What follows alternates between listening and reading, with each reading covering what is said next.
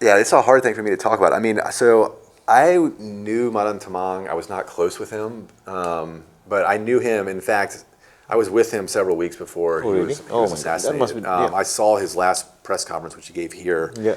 And then I remember having a conversation where he invited me and a friend over to his house, and we were having a conversation, and he expressed his kind of stubborn willingness to go back and hold a rally in the hills despite all the threats that told him not to do that. And I remember saying, like, please take care of yourself and be careful, because he knew as well as anybody that there was a significant danger.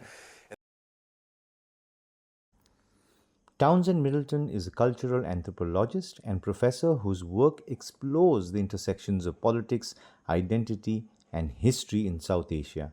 He has conducted extensive fieldwork in the Himalayan region, particularly in Darjeeling, where he began his research in 2004. His studies focus on borders, bureaucracy, and the lived experiences of marginalized communities, offering powerful insights into how power operates in everyday life.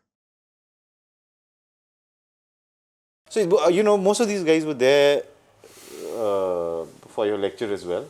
And most of them have questions for you. Okay. Right? Some not so serious, some probably more serious. I know. But none of them with academic jargon. I think there was, academics, we tend to get a little bit jargonistic. We can tend to do that, yes. So, I really want to start this conversation with one question. And this is the most important question that I want to put up to, to Towns, as he has very graciously allowed me to call him, which is, why on earth are you so good looking? My students might get the wrong impression that academics normally look like this. I don't know if I would agree with that, and I don't know how to answer that. You could have just returned the compliment and said, no. Certainly I'm not as dapper and well-dressed as you are. Well, I had to. So. Yeah, I mean, I feel like I should have spiffed myself up. I've been traveling rather light, so I've been in India now for three weeks, and I've been trying to keep my baggage to a minimum. So you know how we got the people to come today, no? You've been in Darjeeling for, almost 20 years now, right? I first started working in the hills, and the first time I came was 2004, so yeah, bang on 2 decades now, which is making me feel really old, Were you born 2004? 2000. Okay. So you're 4 years old? You were just babies? Yeah. That tells you how long we academics tend to get stuck with our field, isn't it? We are on the slow train, I think, with academics, and it's interesting though. I mean, it's, as you come to a place over and over again throughout your life, like you see it change, but then it also gives you a vantage point to see how you have changed. And I remember first setting foot in the hills, and I did in 2004. I first came to Darj, and then I was in Kalimpong, and then I went to Sikkim, and I came back to Darjeeling. And I remember that trip probably clearer than any other trip I've been, because everything was so new and interesting to me.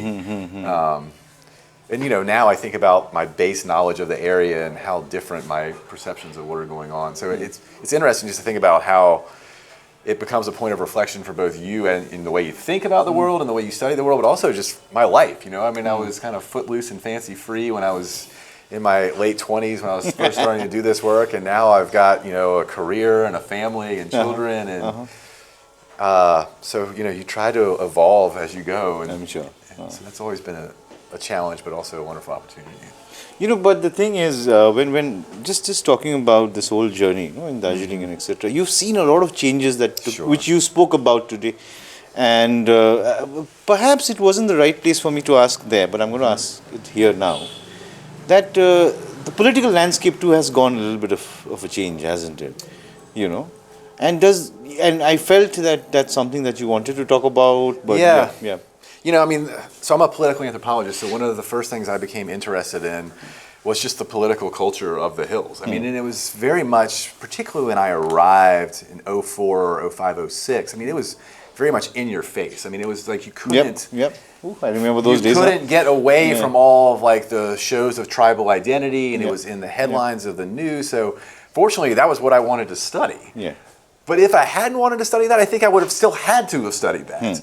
Because it was the main thing that was happening. And of course, this was a time when the political spectrum of the hills was, I think, a little bit narrower in terms of what your party options were. I mean, it was still the time of Subhash Gising, who was a fascinating figure.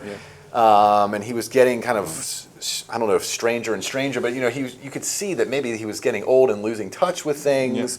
And then you have the kind of the rise of Bimal Gurung and the Morcha and the second agitation. And of course, this all transpires and is galvanized by this crazy event that happens in Indian pop culture on Indian Idol of all places, right? And just so being here for that and seeing how not only the second Gorkland movement, but a major shift in the politics came about from something seemingly so frivolous as a television show, but actually something that mattered deeply and reverberated well beyond the Darjeeling Hills to the greater Nepali-speaking world. It was just, for me as an anthropologist, a fascinating thing to watch unfold, But I do think, to your question about how the political landscape has changed, I think, first of all, over the past 5 to 10 years, we've seen a lot more kind of frequent shifts, like new party formations, trying to figure out what's going on with parties from the hills, and namely the TMC, coming up into the hills and really gaining traction there. So it is a very different landscape, and I feel it's been interesting as a political anthropologist to kind of watch it fold into itself and morph and diverge in different ways, and I will always be a student of political culture in the hills. I find it very important and also fascinating. But before we, this is so fascinating. All the things that you're talking about, isn't it? And somehow today, when I was listening to you talk there, I felt that there was almost this, somebody who wanted to say a lot more but didn't. But before we get there, how did you get the idea of working on Darjeeling? I know you explained this in terms of, somehow, is it just for the rest of us, we just pick up a topic and you're like, you're having Darjeeling tea and you think, why not? Darjeeling seems like a good place to work on. Well, really what happened, just to recount the story, I was originally thinking of doing my dissertational work for my PhD in Nepal. And, in certain ways, the Maoists themselves in Nepal pushed me to Darjeeling. It was the area I was working in Jumla, and when I first started doing work there in 2000, the Maoists were around, like you could hear them at night kind of howling from the ridge tops, and they were there, but they weren't actually in the valley where I was working. And then while I was there, they showed up and basically blanketed the area with propaganda, so people knew it was kind of only a matter of time before they kind of took over that area. And then I came back in 2003, and it was during a ceasefire, and they had put away their guns, but they were very much still holding their territory in the village. I found it to be a really strange circumstance because I was friends with the village headman, and seeing him kind of get bossed around and have to negotiate with 16, 17-year-old boys from other places. It was a strange phenomenon, but they also obviously saw me as a potential hazard for them. They said, you can't do research while you're here, and we can't have you back here if we start fighting again because you will be a liability for us, which I completely understand. If international researcher gets killed in some crossfire or something, it's a huge problem for them. So I said, thank you for letting me know. I appreciate the honesty. And I realized right then that it would be smart for me to, at the very least, start exploring Plan Bs. So after my first year in my PhD program, I was like, well, I need to go explore Plan Bs, and that's when I took the aforementioned trip here, and I did the Darjeeling, Kalimpong, Sikkim, Darjeeling loop, and I basically spent a week in each place, but I knew, it was literally within like 5 days of arriving in Darjeeling, I knew what I wanted to investigate. And part of it was just, it was so interesting to me what was going on with kind of the tribal revitalization and the quest for ST status, and in certain ways it was almost like the doors just started opening for me. It was kind of the path of least resistance because people were adopting very anthropological sensibilities and becoming anthropologists themselves. So in certain ways, I found a bunch of like-minded people who were actually quite interested in having me be part of what they were doing. So in certain ways, the project just kind of unfolded. And to be honest, intellectually for me, it was kind of a blessing in disguise. So I look back to those 17-year-old Maoist boys who told me, like, you can't, no more research for you here, and I don't know where they are these days, but I'd like to extend to them a thanks because, I basically started working in the Darjeeling Hills and I haven't really looked back since, and I can't imagine working anyplace else. For me, it coincided with I was starting to read lots and lots of literature and post-colonial theory out of India, so my headspace was kind of moving in the direction of India already. And suddenly I was in this place where all these questions that I had been trained to ask and think through by reading subaltern studies and post-colonial theory, like they're all very germane and happening in front of my eyes. And I was also being welcomed into this fray, and I just said, this is, why fight this? This is fascinating to me, and that just kind of funneled me into that project, and then the rest is history, as they say, or the rest is anthropology. No, but with regard to his question of where are those Maoist boys these days, I'm guessing contractor and working for completely different parties. Who knows? Isn't Who it? knows? So, knowing Himalayan politics, that's if probably anybody, if any of them are watching this video, please send me an email. I'm curious. No, but don't put out my name. I have to keep going to Nepal in between. But you've been in Nepal, you've been in Darjeeling, you know Nepali? Yeah, a little bit, yeah. Aliali? Yeah, a little bit.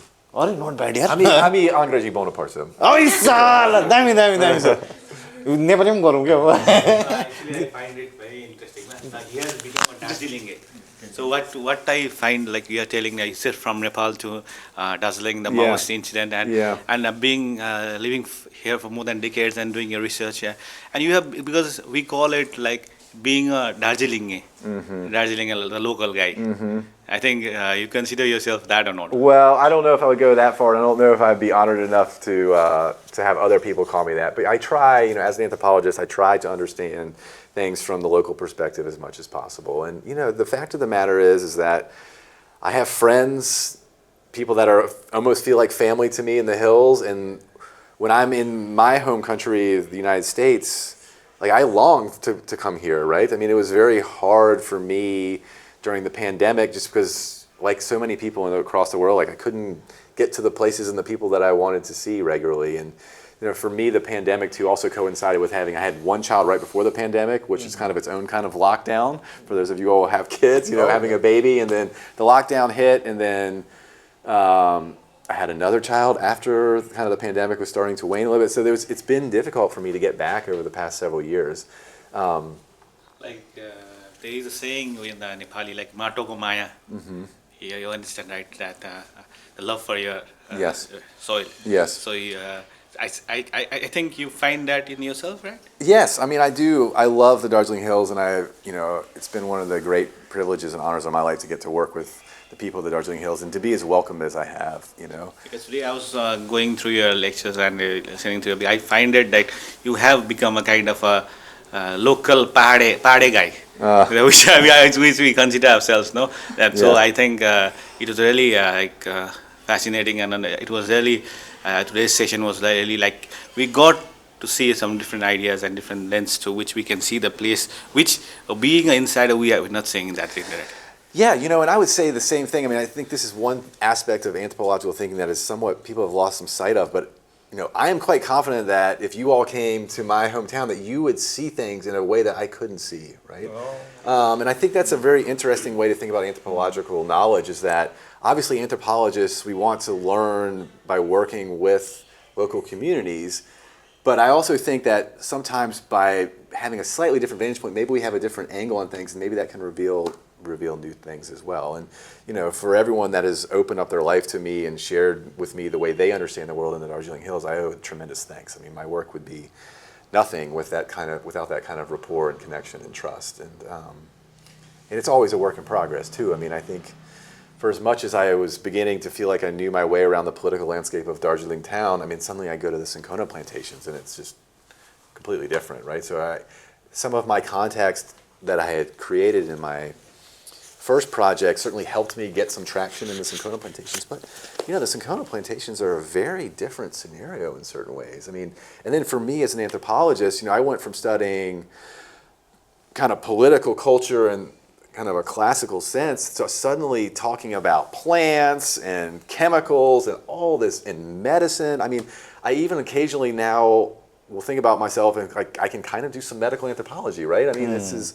So that was a very kind of not necessarily starting over moment for me to switch to a new project on the Cinchona plantations, but it definitely kind of set me back and created yet another learning curve for me to kind of get up to speed. And as I noted, the kind of my pattern of anthropological engagement with the Cinchona plantations, just by dint of how my life had changed from having a lot more responsibilities in my university, like as I'm sure you know, all this, you know, graduate students and undergraduate teaching and administrative work and doing all this. I mean, you don't have the luxury of being able to just take off for months at a time and then throw in a young family and, you know, dad can't be gone for 6 months at a time anymore. So, you know, I'm very grateful that I have tremendous support on the home front with my wife, and actually her parents have flown in to stay with us while I'm here to give her some support. And, you know, without that kind of thing, I couldn't keep coming here. So in certain ways, my enduring connection with the hills is now built upon a whole different kind of support network and a whole different kind of calendar that I can play with or not play with, because You know, but I'm so sorry. Go, please. Yeah. No, I was just wondering about what you just said about, you know, how really sometimes the administrative work and, you know, the compulsory classes that we need to take become sort of, you know, it's so oppressive that going to the field, which is the real work, which is why I think, you know, as academics, our work is so different from the rest of the world, isn't it? Because sometimes we look forward to being on the field and, you know, just sitting down in a quiet room and writing what we want to write. Yes. In many ways, we don't leave our job at 5. Yes, isn't it? yes, this is true. Sticks with us with 24/7, don't you think? Yeah. You know, this is something that for all the graduate students out there that I try to impress upon my graduate students. And look, I'm the first to recognize that being a graduate student entails its degrees of liminality, right? You're kind of in between statuses. You typically don't have much money. There's a lot of uncertainty about whether you're going to have a job at the end of this and whether this is the right thing I should be doing. But the one thing you get as a graduate student is you get considerable amounts of time to focus on things that you're interested in intellectually. And my personal experience over the course of my career as it's been developing is that those windows of time to sit in a quiet room with your thoughts or to go to the field, they get narrower and narrower and narrower. It does. You know, I was talking with a friend of mine, and he's one of these academics, and he's very good at building institutions. And he says yes to a lot of opportunities that come his way and requests that come his way. But he said, you know, Towns, I just feel like every year, like there's this wall between me and my research, and the wall just keeps getting higher and higher and higher. And I'm just like getting to the point where I can't even see the other side. And I see how this happens. And I think that's one of the reasons why, as scholars mature in age, you see lots of times their publication productivity really start to taper off. But, you know, at the same time, if you're building institutions and you're devoting more and more time to training students, then you're still producing knowledge, but just in a very different format. That's such a beautiful way to put it, isn't it? I think that deserves a clap. I ain't going.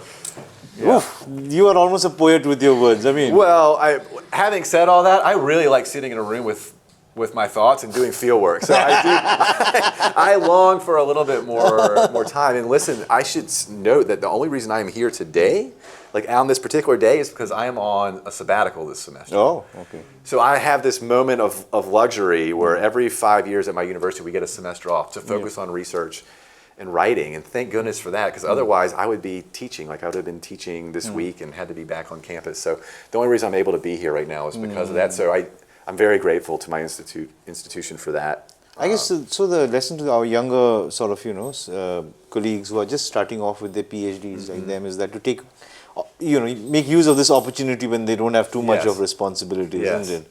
And just be on the field and just. Yes, and I don't want to downplay the difficulties of being a graduate student. I went through it too, right? You know, there's all sorts of jokes, like being a graduate student involves like, you know, basically being broke, having no fun, no sex, whatever, all these things, right? But then also, so think about, yes, not to make light of it, but there are difficulties, structural difficulties of being a graduate student. But well, to be fair, as an academic, all of those are still true. Isn't there? Never No money, no sex.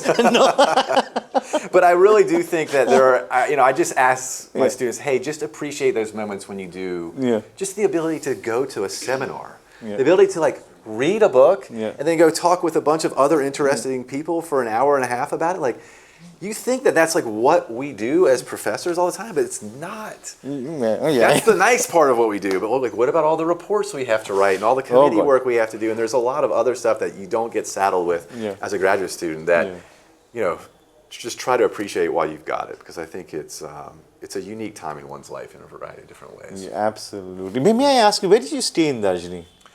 So I was, during my dissertational work, I lived in a village out past Chorasa. You go down the ridge, kind of like you're going down to Lebong. It's called Singtam Gurung Basti. Yeah, so it's on it's basically on the border of the Singtam Tea Estate. Okay. Which was a great place for me because it was, one of the things I wanted to do is I was, obviously, as I mentioned, that the political culture was just so dynamic when I got there. And all that stuff, a lot of that stuff was happening in town.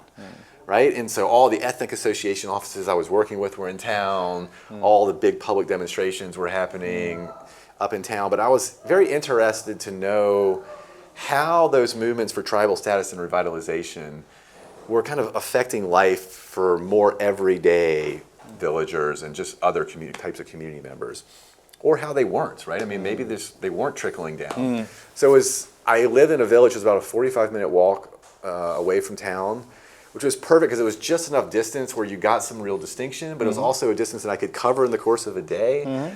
So, my typical routine when I was doing that original work in Darjeeling was get up, hang out with the family I was living with, and then eventually make my way to town, make the rounds for the afternoon, and then come back and have dinner back in the village. And it just was a nice way to think about what's going on up there and what's going on down here. Yeah, absolutely. So that's where I lived. And then, on repeat visits, I've just kind of been all over the place.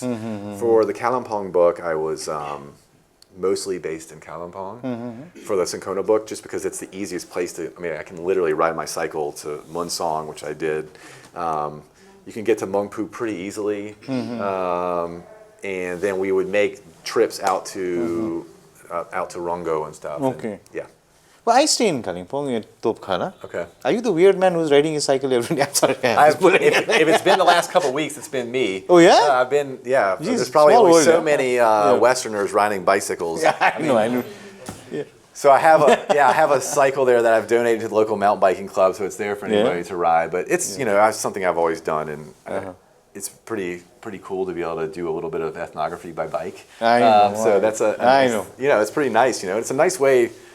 There's one scene in the book where I was pedaling out to Munsong, and I saw like this rooftop terrace with a bunch of plastic chairs set out, and there was a bunch of kind of men lingering around, and like I've been around enough that they're like, hey, something's going on here. This looks like some sort of political meeting. So stop my bike, hop off the bike. But in a car, I might have just blasted right past it. Right. And if I was walking, I would have never gotten there in the first place. So to think about the pacing of kind of ethnography by bike. So I got off my bicycle and ordered a cup of tea and ended up chatting with the folks. And it was actually a really revealing conversation. And it ended up figuring in the book. I write about it. You make research sound so cool, yeah, right? Oh, it's not always that cool. When you're sitting there transcribing interviews and doing all the grunt work, it's not always. I'm going to piggyback on. Yeah, that's the same shit I do, yeah, which I don't.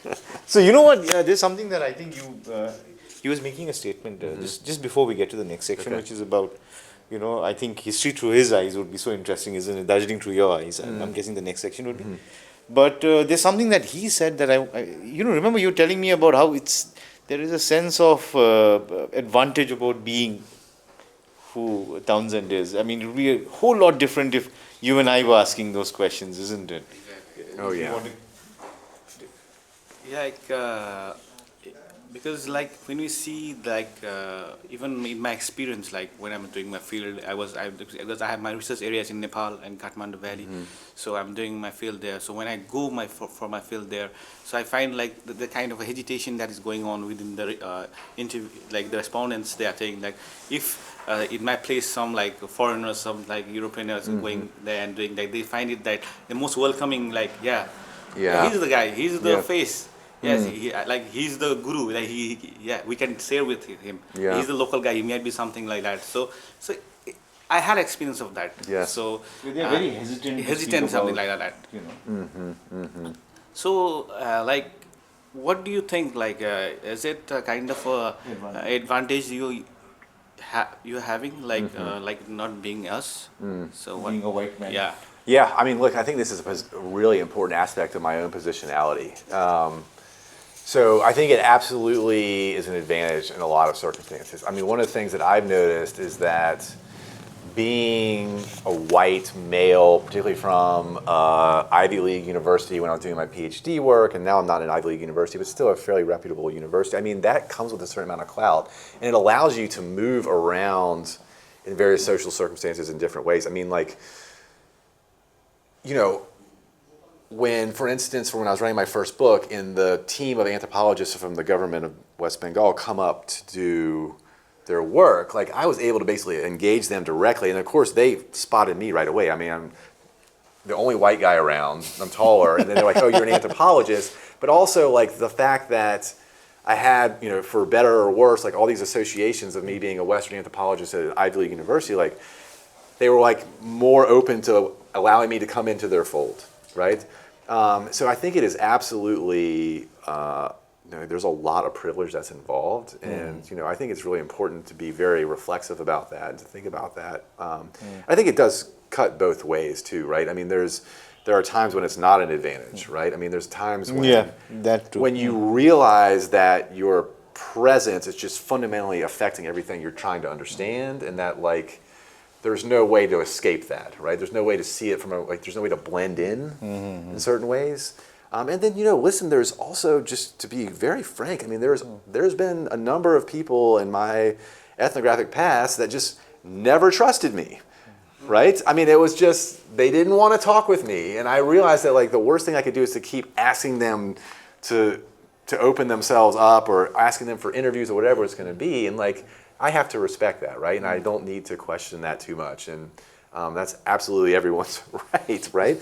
And the only other thing I would add is that, look, I mean, there are certain inequalities of various positions at different universities in the United States, Europe, South Asia, what have you. And the fact that I'm sitting here right now on this research leave, the sabbatical, I mean, this is a position of privilege. And I recognize that, right? So having the wherewithal, both in terms of time away from work, but having the money to do this, getting the grants, this is definitely part of what has allowed me to do some of what I've done. And I just hope that with the kind of privileged positionality that I've come with in the field, that I hope that people feel I've done good things with that advantage. That it's. If I can just, you know, as we end this section, let me just have your two pence, you know, your 2 bits on this issue. And you know, he spoke so beautifully about how it's so much, you know, for those of you who are there in the lecture, you spoke about the methodology in which you can, if you engage in a casual conversation, then they tend to open up more. Yeah. Right? And my experience tells me if you get those people drunk, then they really open up Yeah. more. So what's the ethic, what's your take on the ethics of getting your respondents drunk? I think it depends where you are. If you're in the hills, like participant intoxication can be an effective methodology. What the? But listen, What? this is actually something that some scholars, you know, we always joke about, not joke, but we talk about ethnography, and one of the core elements of ethnographic methodology is participant observation. Yeah, it does. But what happens when the participation involves intoxication? So participant intoxication, and listen, it's a nice way, I mean, this is a kind of a common social phenomenon, right? Like two strangers come together, everybody's a little bit worked up, like have a beer or whatever, and the kind of everybody starts to settle in. And I think, you know, I mean, I don't have any problems with having a drink with people. Yeah. I enjoy it, right? And I think some of my best conversations have probably been in those circumstances where we've just felt more comfortable. And maybe that comfort comes from just having a drink together. Or maybe it's the fact that we just hung out together a bunch, and suddenly people start to feel more open and free to communicate frankly with me. And I think it goes both ways too. I mean, like, I think this is, for those of you all who are first-time ethnographers, I mean, doing ethnography is hard. Like, you made it sound like so romantic and fun, but like, I did. I mean, it's like it's scary. You walk into a circumstance where you don't know anyone, and you realize very quickly that if I'm ever going to ask any questions, I need to allow people to ask me as many questions as they need to before I can start asking questions myself. Absolutely. So I find it somewhat exhausting, but also very enriching. And so for me, one of the things that, you know, one way to think about this in kind of more just basic terminology is, like, in certain ways, to be an effective ethnographer, you have to be willing to kind of put yourself out there in the world and like kind of, I don't know if putting your nose into other people's business, but you have to be inquisitive and going out there and putting yourself out there. And that requires a lot of social energy. And I can at times be fairly extroverted, but I'm also very much an introvert. And there would be times when I was just like, I cannot wake up this morning and like go ask for more interviews or go insert myself into this circumstance that is actually somewhat awkward for me to be in. And when I started having those kind of days more and more, one of my tactics has always been go do some historical work. And for me, thank goodness, the best archives on the Darjeeling Hills that I've found, and certainly on the Cinchona plantations, are at the West Bengal State Archives in Kolkata. Book a plane ticket or a train ticket, hop on the train, go down, spend a few weeks in the archives, and that's where you get kind of sitting in a dark, dusty room with your thoughts, not having to talk with anybody, looking at documents, and that would kind of give me a little bit of respite, and then I would be ready to come back and get back involved with fieldwork. So that tacking back and forth is not only kind of an intellectual move I've done in my work, but it's also just a methodological and a personal coping mechanism, right? Because I do find fieldwork, for as invigorating as it is, it does kind of wear me down after a while. Yeah. But you are still not answering the question. Are you ethically okay with getting the response? Oh, Yeah. you are? Okay. I'm not. Well, hey, whoa, let me just qualify. Don't do any weird editing of this. I mean, look, I don't think you can get someone drunk to like lower their inhibitions enough to speak. You can't take advantage of everybody. But, No. I mean, you have to get drunk along with the person. Yes, it has to be a participatory, I had a thing. dream And, like, that- I'm not someone who goes out and gets slosh drunk. Like, I'm not advocating that. But like, if alcohol is part of the sociality you're studying, then it strikes me is that maybe should be part of your repertoire, as it were, right? Well, that's what he gave it such a beautiful. What was that? Participant intoxication. Participant in intoxication, which is not my term, so It's not. That sounds like I can send anybody RNCP song from the references, 90s. but it is a useful terminology. I think my experience is we don't get more drunk than the respondent. That tends to. I got more drunk than the respondent and got really weird after a point in time. I could see that. I mean, it's I mean, I think, look, it's for better or for worse. Like alcohol has a way of kind of calming the nerves a little bit, which can be good for everyone involved.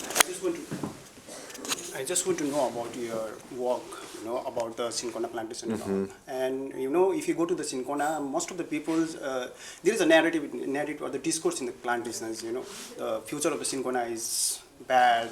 The Cinchona will shut down soon, right? Yeah. And even the people there are lots of the crises in the Cinchona, as like Porzapatta, whatever you have raised the questions on your book, right? And as per your understanding, what is the reason behind the degradation of the Cinchona in these regions, the post-independent or the, we can call the post-colonial, right? Yeah. And is this the reason, whatever you have raised the question about the internal colonialisms, right? Could you little simplify about the internal colonialisms? And also, I just want to little highlight about the, rather than colonial, internal colonialisms, what are the other factors? Yeah. Okay, so you obviously know a good deal. Can I add? Please, it's something follow up? Sure, Yeah. Here we go. And really talked about privatization. Yeah. People are against privatization in the hills. But now the picture has changed a bit. I believe, because in our region, where I live, there people are starting coffee plantation and orange, like different kind of marginal, which can generate marginal profit. So, do you do you agree that everything, the people in the hills are like against privatization? Is that like? I think the threat of privatization takes on particular forms on the Cinchona plantations. I mean, I don't think we can make a blanket statement that everyone in the hills is against privatization, because privatization can look like many different things. But when privatization looks like labor retrenchment, people losing their jobs and people losing their homes and their lands, that's very threatening for the Cinchona plantations. So I would stop short of making any blanket statements about privatization, but I think on the Cinchona plantations itself, the kinds of privatization that have been presented to the community are just not acceptable. Like the idea of converting the Cinchona plantations to tea, people are like, we don't want that, right? We have something here, and there's got to be something better we can do with what we've got here that will maintain our lifestyle that's been in the making for generations and maintain our sense of community. To your question about the dark clouds hanging over the Cinchona plantations, and you clearly know, are you from the plantations? Yes. You are, okay, yeah. So I mean, I think you really captured people's mindset right now. I mean, there's this sense that the end could be near. There's a sense that Cinchona the time may be fully past. There's a sense that the future is grim. And I think you're right that there is this general narrative that a lot of the reason that the Cinchona plantations are suffering is because of governmental neglect, various kinds of power inequalities between West Bengal, Gorkhas, the workers, what have you. I think those things are all perfectly valid. I also think that there is a very material reason that the Cinchona plantations are in a dire state, and that is simply, I mean, it is, quinine now is not really being used to treat malaria. And that is something that is happening not because of anything that's going on in the hills. That's something that's a global phenomena, right? In certain ways, that story began to be told in the 1930s and 40s when they were experimenting with all these synthetic drugs. So there's a material shift that has happened, right? And I think that that's nobody's fault, right? But I do think that to come back to this kind of narrative of neglect, that like, oh, the reason that the Cinchona plantations are faltering is because of governmental abandonment and what have you. There is an element that if the plantations had been properly maintained, that there may be much greater potential to sell bark these days and sell quinine even into the existing market for quinine, which is there. But as I was noting in my talk earlier, if the global market for quinine during the colonial period was this big, it's like this big now, right? And almost all of that quinine is coming from places that are able to produce stronger barks for less money. And then there's some other, there are also internal reasons why the Cinchona plantations have kind of devolved the way they have. And one of them, and I think this probably, I'll be curious if you've heard this narrative, is that, something profound happened during the 1980s agitation, right? Because you have a moment when Cinchona, the trajectory is starting to go down even in more drastic terms. The future is looking less and less bleak, and then you have a circumstance where the agitations happen, there's massive disruption on the plantations, there is destruction of government property, but perhaps most importantly, this is what people have conveyed to me, is that it changed the worker discipline, the anushasan, right? Like worker culture, where people are like, they're coming to work now, and they're like, wait, this is such a colonial enterprise. Like, I'm working for the people for the state that we are fighting to free ourselves from. So they suddenly, like, people are not buying into the work so much. And, all the kind of helter-skelter kind of internecine violence that was happening, and things just really kind of fell apart. And I don't think they ever came back together in quite the same way. So I think the decline of Cinchona and the plantations is a multifaceted problem, right? Some of which has very much to do with what has happened locally, some of which has nothing to do with what has happened locally. And I think it's a problem that has to do with social reasons, but also just strictly material reasons, with the way the pharmaceutical market has evolved and the way the fight against malaria has evolved. But that said, these things have weird ways of returning, right? The future, and have any suggestions? Yeah, well, listen, I am excited to see a genuine effort being put forth by the Cinchona director to see if there is any possibility of revitalizing Cinchona. I mean, they are really doing what they can and what they need to do to figure out if that's a possibility.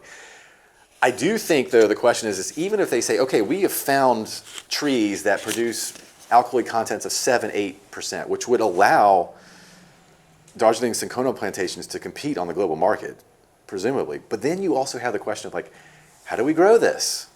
What do we do with all the 50-year-old trees that are going to require immense amounts of labor to uproot? Also, and this gets back to the materiality, this is why we have to think about kind of the influence of the plant itself. Cinchona is slow, right? It's not like you can grow a Cinchona plant and harvest it the next 2 weeks from now. It's going to take 8 years before all that promising high alkaloid bark is really going to hit the market. So, I mean, there are a lot, even if they are able to do this tissue culturing, advanced science type of stuff to find the trees that could give the Cinchona plantations life, the hard work of revitalization and what that's going to look like is something that I don't think has been worked out yet. But I think they're taking the necessary steps now, so I'm really excited to see what happens with that. And in the meantime, I think people are smart to continue to diversify. And I've been very intrigued by the homestay phenomena because it's workers basically taking their destiny and their well-being into their own hands and saying, hey, maybe we can capitalize on this beautiful space and even on this history. There's been talk amongst some leaders on the Cinchona plantations about making a Cinchona and Quinine Museum, which would be apt, right? I mean, it would be excellent, and I've volunteered to try to help with that, to try to build awareness about these places. And I think it's wonderful that you're here and coming from the Cinchona plantations, because I find it quite remarkable how little is known about these spaces and these communities, even from within the hills. I mean, there are kind of these lesser known corners of the hills that are really important, and I do think they have a really fascinating but also important history and a story to be told.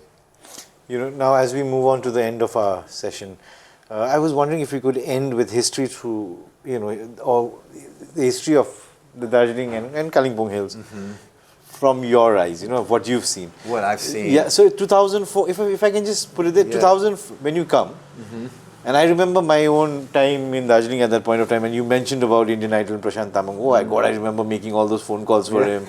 Right, I remember beating up with mistakenly voted for the other person. Right. Right. Yeah. Yeah. All of that, right? And then I remember, as you mentioned, the whole Gorkha Jan Mukti Morcha phenomena. Right, and then I'm guessing from there, if you can take it up to 2000, for about 10 years, you have the GJMM dominance in Darjeeling. That's what you're working with. And post GJM, you see the same person lose all his charisma. It's really amazing. He's giving the same speeches and people are not. It is, isn't it? Remarkable. I mean, it is a fascinating political topic, and I would encourage someone to take that on. I mean, the kind of leaders that the Darjeeling Hills produces are just fascinating people. I mean, I would love to see a really good biography of Gising. I would love to see someone do a project on Bimal Gurung. I mean, how someone can go from a demagogue to just kind of an also-ran so quickly. I mean, charisma is usually not something that is lost so rapidly. And it's like, look, Darjeeling, Kalimpong Hills, they continue to throw up a variety of dynamics that I find utterly fascinating and I remain curious about. And so, we were talking a little bit before about kind of getting ground down by just the pace of academic work. And I knew that one of the things that I needed to do to recharge my own intellectual batteries was just come back to this area, because it's the thing that always inspires me and refreshes me. Now, as to the question of history, I mean, I don't know, ask me again in 20 years if I'm still lucky enough to be on this earth and walking these hills, and I mean, maybe I'll have more perspective. One thing I think that is interesting, though, and I think this is an insight, or at least a theory that has been created from being primarily based on the Darjeeling side to shifting to Kalimpong. But Kalimpong right now reminds me, the urban center of Kalimpong reminds me right now a lot of what Darjeeling was like in the early 2000s. Oh, that's a big statement. Yep. I don't know, it's more of a provocation, but I remember Darjeeling, it's still like, there was the views and there was a lot of kind of new restaurants popping up.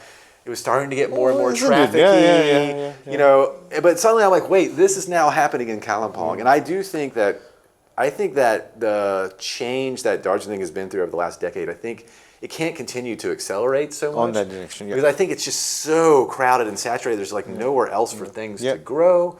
But I think Kalimpong is on the precipice of some really big changes, and I sure hope that everyone is thinking through this well, because the infrastructural changes, the building of the highway, what's happening with land, I mean, those things are going to bring a variety of cascading effects that I hope people are both thinking through, that are living there and are developing the area, but I also hope that it's on all of our radars as scholars of the area, because this is the time to be looking at these transformations, not once they've happened and us asking ourselves like, oh my gosh, how did this happen? Like, we have the chance to study this unfolding in real time, and I do think that the hills are, particularly the Kalimpong side, is poised for a lot of transformation.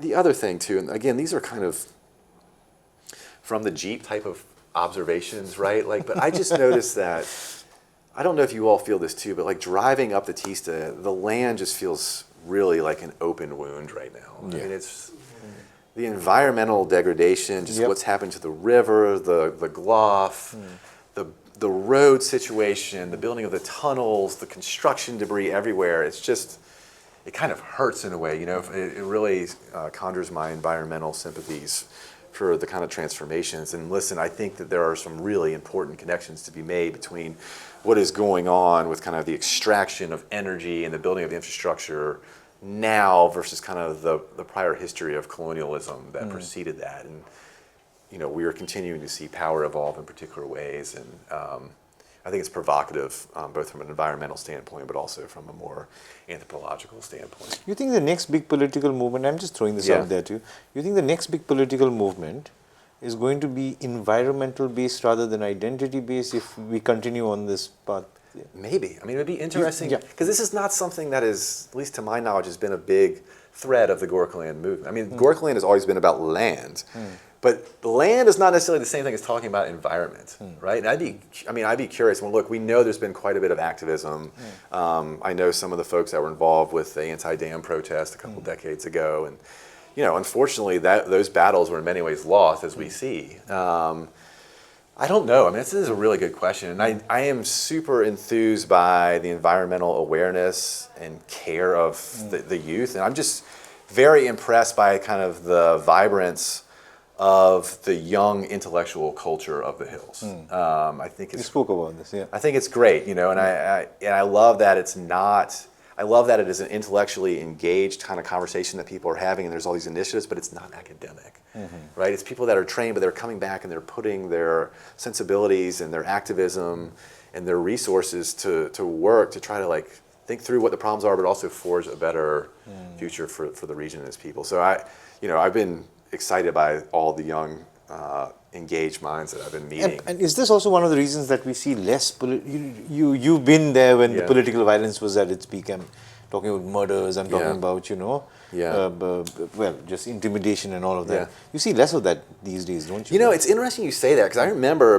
this is when I was doing a lot of the research on the Madame Tamang assassination, and I remember I was interviewing somebody and they said, you know, politics has just basically become this place that you go to get killed.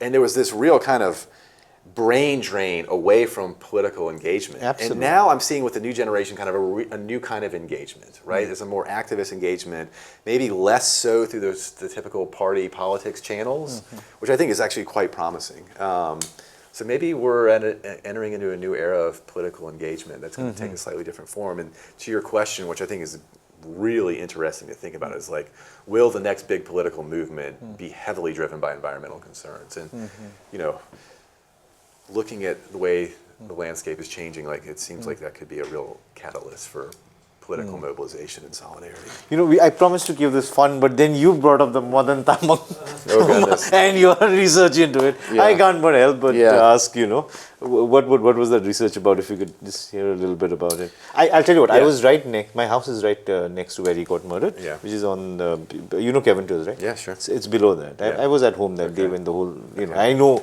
what you mean, what had happened and all of that. Yeah, it's a hard thing for me to talk about. I mean, so I knew Madame Tamang. I was not close with him, but I knew him. In fact, I was with him several weeks before he was assassinated. That must be, I saw his last press conference, which he gave here. And then I remember having a conversation where he invited me and a friend over to his house, and we were having a conversation, and he expressed his kind of stubborn willingness to go back and hold a rally in the hills despite all the threats that told him not to do that. And I remember saying, like, please take care of yourself and be careful, because he knew as well as anybody that there was a significant danger. And then I had actually left the hills, and I remember, you know, one of the things about assassinations is you seem to remember like where you were when you got the news. I remember I was sitting at a library at the University of Virginia, a university library, and the news came through on my email, and my heart sunk. And I had just been with him so recently, you know, so it hit me in a very kind of fresh way. And obviously, like so many people, I was trying to figure out what happened. And then, of course, trying to follow the case. But it was more just out of a sense of needing some sort of closure for the loss of someone who I respected greatly. And I thought it was a huge loss for the hills, too.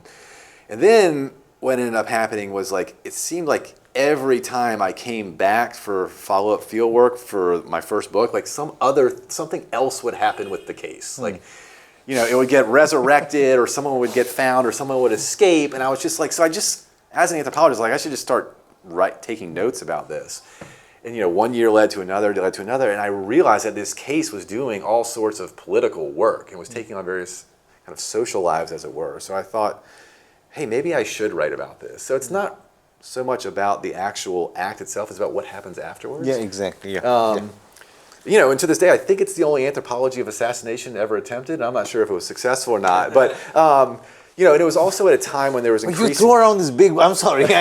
You throw around this really, I don't know, charismatic words. Well, isn't I it? don't know, but I No, please mean, go ahead. Good. I didn't mean to interrupt. But you know, it was also at a time when there was a lot of kind of public killings in the United States that weren't necessarily assassinations, but they were these murders, particularly by police, of young black men that were taking on political lives of their own. And I was starting to see, like, well, how does this work in assassinations? How does it work here? So I wanted to think about, like, how particular types of political violence take particular kinds of political life. And for me, my case study was Madan Tamang's assassination and everything that happens after it. But what I was trying to do with that essay was like try to lay out kind of some ways in which we might think about the afterlives of assassinations and how they kind of take life. So anyway, I don't want to end on such a dark. Ask me I'm going to a ask you. happier topic. Yeah, I know. Right? I mean, no, because I'll tell you why. The reason I asked this question, and I did not know that you had done something like this. B, full respect. And this tells you how participant he has been, right? I mean, but this is a very niche sort of thing for the Darjeeling Hills, isn't it? I remember where I was. I remember what I heard. You know what I heard? I was sitting on the balcony, and suddenly you heard the sound of a lot of people running. Mm-hmm. And in Darjeeling, when you hear that, you run out. It's somebody fighting with somebody, or somebody running from somebody. And then somebody said, Mario, Mario. At which point I ran inside because I grew up in Darjeeling. I know that's usually not a good thing to hear, right? I mean, as you mentioned, just stuck. And of course, we are not going to end on such a difficult note. No. We should end on, I'm sure you've been in Darjeeling for so long. You must have got a lot of affairs, or at least I'm sorry, I couldn't think of anything else. I wanted romance? to go to, I wanted to go to food, but then we just spoke that's about honestly one. That's one bridge I have not crossed in the participant observation world. Is like I've also never, you say, yeah. Although I will say is that ethics? I will say that. So this is an interesting story. My wife set foot in the Darjeeling Hills before I ever did. Oh, yeah? And one of the ways that we connected was that she had come and she was working at the Institute of Traditional Tibetan Medicine as she did like a 6-month stay there in Kalimpong.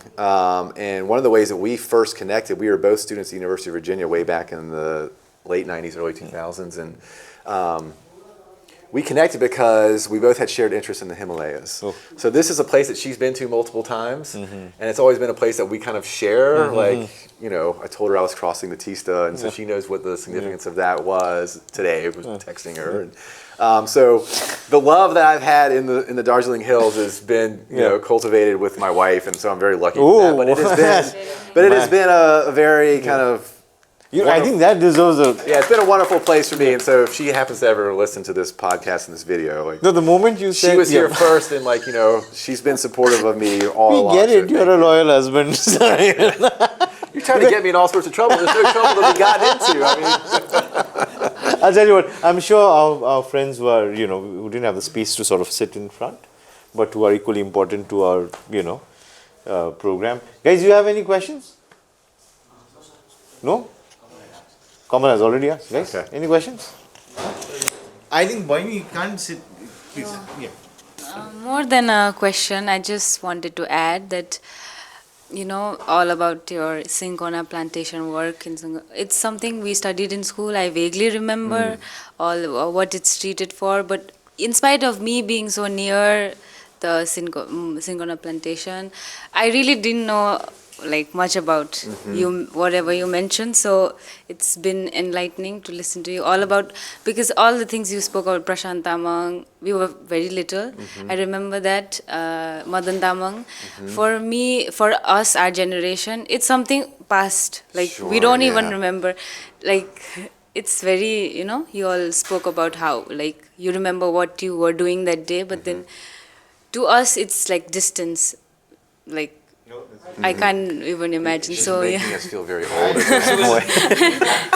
That's what I realized by listening to you. So it's because our situation growing up in this demographically, even if we were to look people around us, we are very different, our cultures, you know. There's diversity, and our political scenario as well, which is quite different compared to all other places. So it's like, from your point of view, like things become more clear. That is what I wanted to mention. Well, that's nice to hear. Thank you. I mean, yes. Yeah, like my friend was telling me like earlier that you know Kalimpong more than me itself. So that was a very huge statement from him. So even I knew some things which you talked earlier in your lecture. So that was very fascinating, and I was amazed, very much amazed to hear you. So that's it. Well, thank you. I mean, I hope I've been able to accumulate some knowledge, but you know, I think that the most genuine knowledge is you all's, right? So almost everything that I've learned has been by working with people from the hills and hearing their wisdom and the ways they understand the world, and trying to bring that, you know, into dialogue with some of the historical work I've done. And it's always a collaborative affair. Like, there's no such thing as anthropology, or at least no good anthropology, that is not collaborative from start to finish. So, yeah, I'm very grateful to be able to try to like assemble some of this knowledge, but also to have people share all the stuff with me over the years. So, thank you all. That's. If you don't mind me, and I really wanted to sort of ask you this question before we sort of, you know, finally end. You've been in Darjeeling, Kalimpong for such a long time. Can you tell me which restaurant do you really like, and what food is? Oh, God, I mean, Kalimpong is a. Yeah, I mean, exactly. who knows? It's the Wild West in Kalimpong or the Wild East, I guess it would be on that side. I mean, there's just so many new restaurants I haven't tried. Exactly. I mean, yeah. I can't do that. I mean, that's going to get me in trouble. Right? Ajay, tell me your favorite food I mean, look, I loved like Momo? I love just having like some good tenduk and tukpa and this kind of stuff. But look, the dalbat is like the go-to, right? So just that, I can eat that stuff all the time. So. Well, Sarah basically is lactose intolerant, so she can't have anything. Yeah. So tenduk is. The only thing I do some fish, but I don't do meat. So that limits kind of some of what I can do. But I've always enjoyed the food in the hills. So I think that's a good note to end this on. Thank you so end much. on a tasty note. So thank you all for so hosting much, this conversation. It's been really a pleasure. So yeah, thanks to the whole production crew too. Thank you. Thank you so much. All right, great. That was fun.